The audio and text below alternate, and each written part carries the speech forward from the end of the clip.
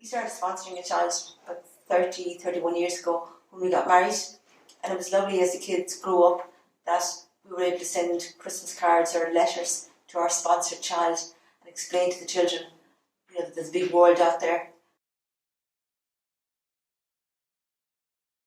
Arriving in the village was amazing. There must have been 5, 6, 7, 800 people in the village waiting for us when we arrived, and it was just amazing to see so many people. And then there was a little boy who sang the national anthem. He was only 7 or 8.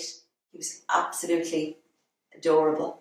And then also, there was a local dancer. He did a big performance for us, and then they all followed us back to the house where we were staying.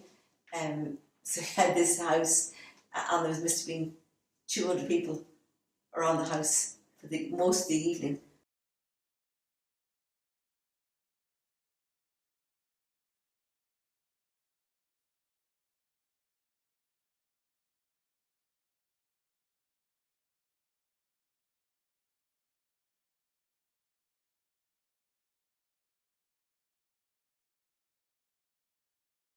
We got invited to different houses for lunch or dinner, and one of the days I noticed when we were leaving one house that the children were running around the back of the house, running around the back streets to have the chairs ready at the next house. So when we arrived at the next house, the same chairs were set up again. So they probably only had 5 or 6 chairs in the whole village.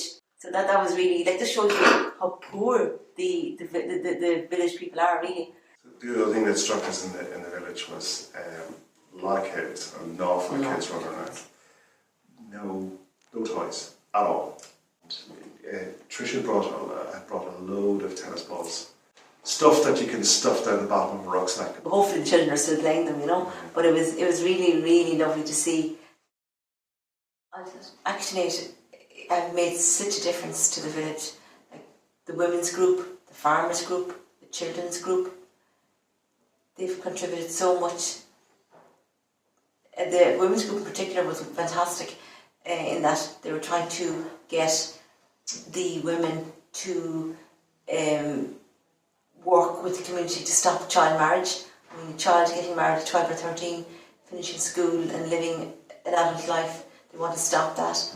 They want to try and keep the children in school as long as possible and get as much education as they can, because I think they realise that's the key to the future. The women's group is amazing, the work that they're doing there, and being guided and helped by ActionAid. The local women got together and they elected this lady as chairperson. And she was, funny enough, she was one of the women who'd been married up at 12. And she was from their untouchable caste.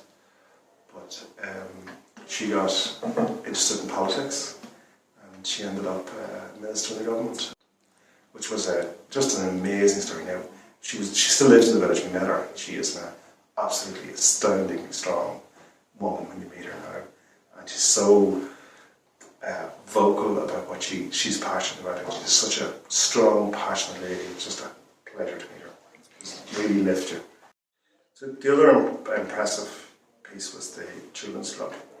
Very impressive. And it was something that actually did right at the very start when they came, because there's a lot of kids would finish up. And kids are looked at as a resource to earn money or to do work. And there would have been a lot of kids that had been taken out of school at 6, 7, 8, 9, 10. And the idea of the kids club was to encourage those children back into school.